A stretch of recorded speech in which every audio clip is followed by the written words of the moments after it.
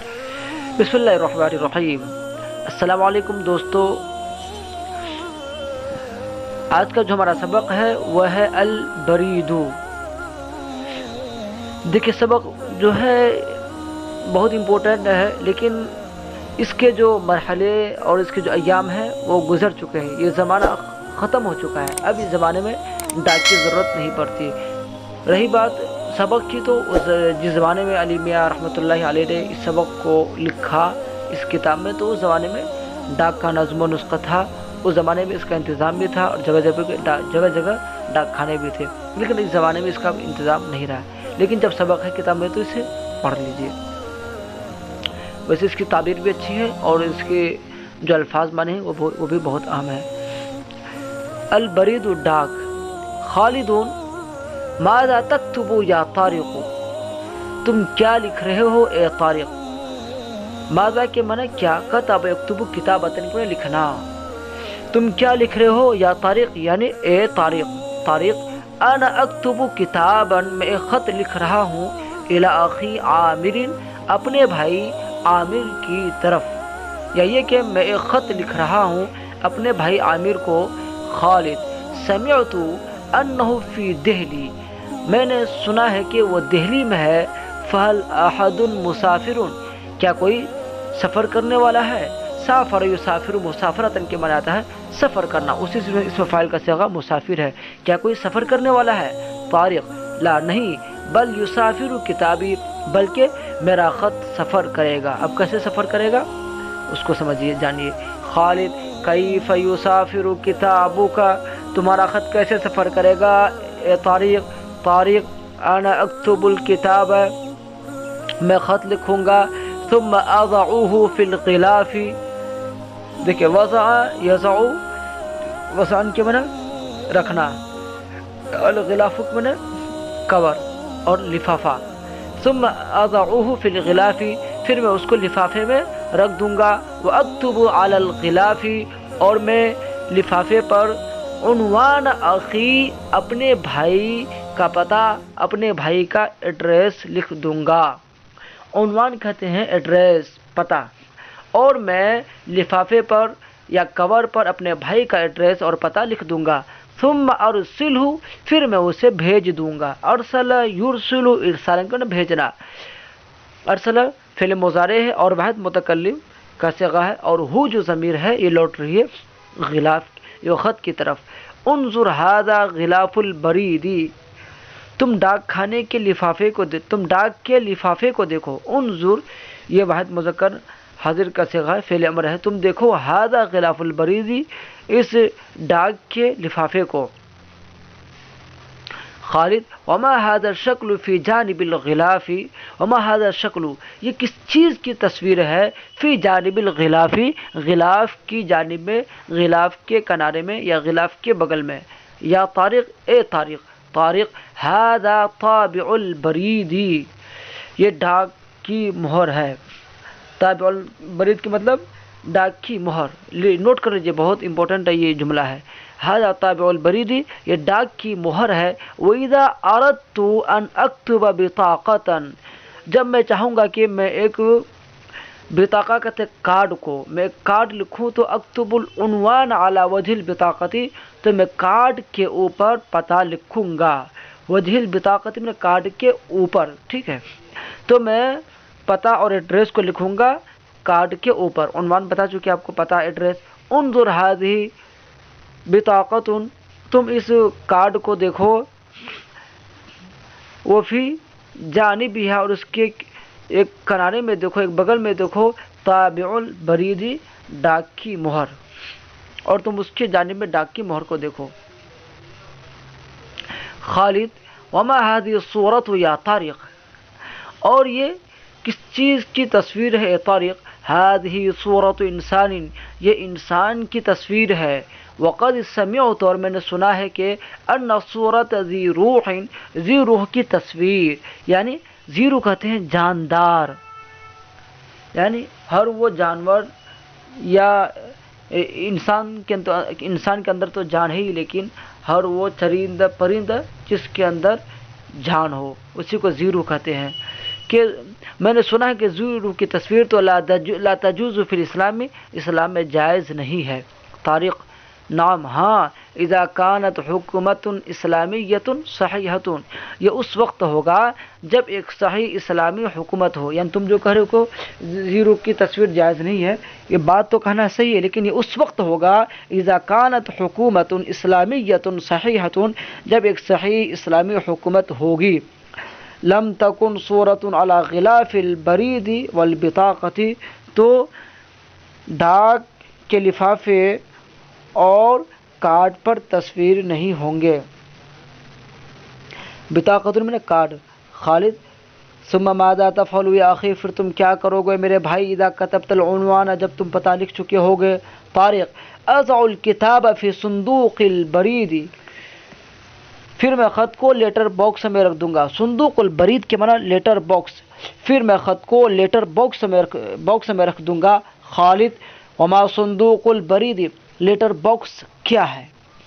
اب سنیے کیا بتا رہے ہیں طارق: حل رأیت صندوقا احمر، کیا تم ایک لال صندوق، ایک لال بکسے کو دیکھے ہو؟ لہو فمن فی مکتب البرید، جس کا ایک منہ ہوتا ہے ڈاک خانے میں۔ مکتب البرید کے معنی ڈاک کا گھر، یعنی ڈاک خانہ، ڈاک خانے میں، والا شوارع، اور راستے پر۔ یعنی اس کا مطلب یہ ہے کہ آپ بھی دیکھے ہوں گے شاید بعض جگہ پہ ایسا ہوتا ہے کہ راستے کے کنارے میں جو ہے کہ لال ریڈ کلر کا ایک باکس ہوتا ہے، جس میں جو ہے کہ ایک سوراخ کیا رہتا ہے، جس کی طرف سے ہم خط وغیرہ یا کوئی لیٹر پیڈ وغیرہ ڈالتے ہیں۔ اس زمانے میں ڈالا جاتا تھا اور اس کو پھر ڈاک خانے تک پہنچایا جاتا تھا۔ اسی بارے میں کہہ رہے ہیں، کیا تم جو سرخ رنگ کا کوئی باکس دیکھے ہو جس میں ڈاک خانے میں یا راستے پر ایک منہ ہوتا ہے؟ خالد: نعم، ہاں، رأیت کثیر، میں نے اسے بہت زیادہ دیکھا ہے۔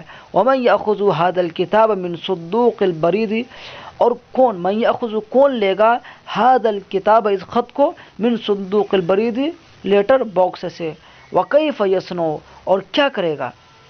طارق: یحمل السعی الکتب الى مکتب البرید، دیکھیے حمل یحمل، حمل کے معنی اٹھانا، لے جانا، السعی کے معنی ڈاکیا، پوسٹ مین، ڈاکیا خط کو ڈاک خانے سے لے گا۔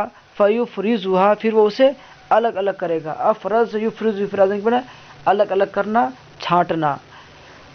پوسٹ مین ڈاکیا خط کو الی مکتب البرید، ڈاک خانے سے لے گا۔ فیفرزها، پھر وہ اسے الگ الگ کرے گا، اسے چھانٹے گا، پھر اسے چھانٹے گا۔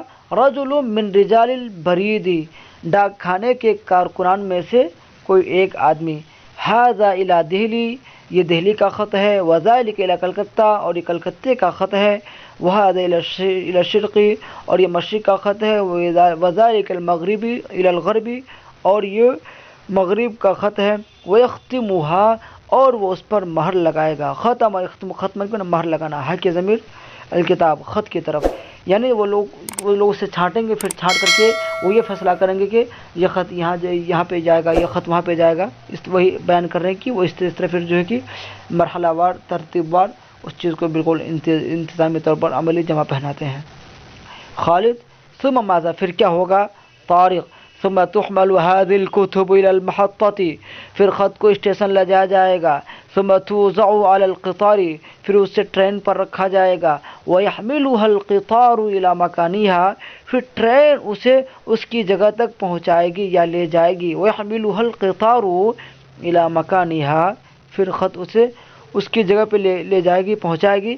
فکتاب دہلی، تو دہلی کا خط، تو یسافر بقطار، دہلی کی ٹرین اسے لے کر جائے گی، اس کو لے کر کے سفر کرے گی۔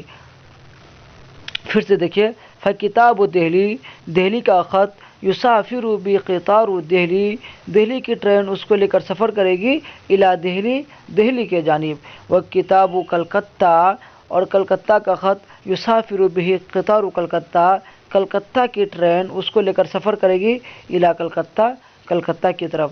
یعنی دہلی کے خط کو دہلی کی ٹرین دہلی لے کے جائے گی، اور کلکتے کے خط کو کلکتے کی ٹرین کلکتہ لے جائے گی، یہ کہنا مقصد ہوا۔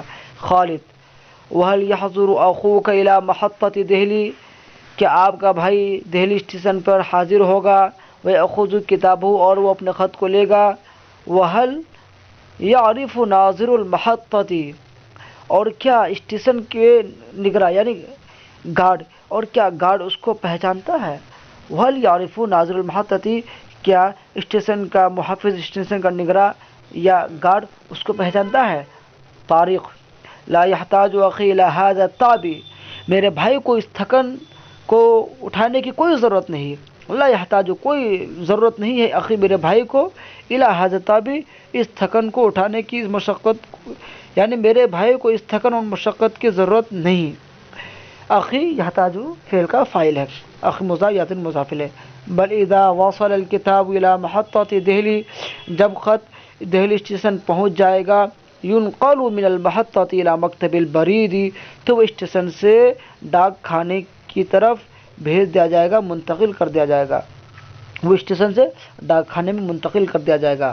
خالد: فیحضر اخوک الی مکتب البرید، تو آپ کا بھائی ڈاک خانے میں حاضر ہوگا، ویأخذ رسالتہ من مدیر البرید، اور وہ اپنے خط کو، مدیر البرید کہتے ہیں پوسٹ مینیجر کو، پوسٹ مینیجر سے لے گا، رسالت بھی خط کے آتے ہیں، اور وہ اپنے خط کو پوسٹ مینیجر سے لے گا۔ طارق: لا تعجل، تم جلدی مت کرو اے میرے بھائی، انا اخبرک بخبر الکتاب، میں تم کو خط کے بارے میں بتاؤں گا، بخبر الکتاب کے معنی خط کے متعلق، خط کے بارے میں، لفظی ترجمہ ہوگا خط کی خبر، یعنی خط کے بارے میں میں تم کو بتلاؤں گا۔ اذا وصل الکتاب الى مکتب البرید، جب خط ڈاک خانہ پہنچ جائے گا، یفرز، اور وہ چھانٹ لیا جائے گا، اس کو الگ الگ کر دیا جائے گا، ویختم ہناک ایضا، ہنالک ایضا، اور وہاں بھی اس پر مہر لگا دی جائے گی، حتی یعرف متی وصل الکتاب الى دہلی، یہاں تک کہ وہ پہچان لیا جائے گا کب خط دہلی پہنچے گا۔ وبعد ذلك یأخذہ الساعی، اس کے بعد، الساعی میں آپ کو بتا چکا تھا ڈاکیا، پوسٹ مین، اس کے بعد ڈاکیا یا پوسٹ مین اس کو لے گا، ویحمل الی اخی، اور اس کو میرے بھائی تک لے جائے گا۔ حمل یحمل، حمل کے معنی اٹھانا، لیکن سیاق و سبق دے کر کے ترجمہ بدل دیتے ہیں، اٹھانا، لے کر کے جانا، برداشت کرنا سب ہوتا ہے۔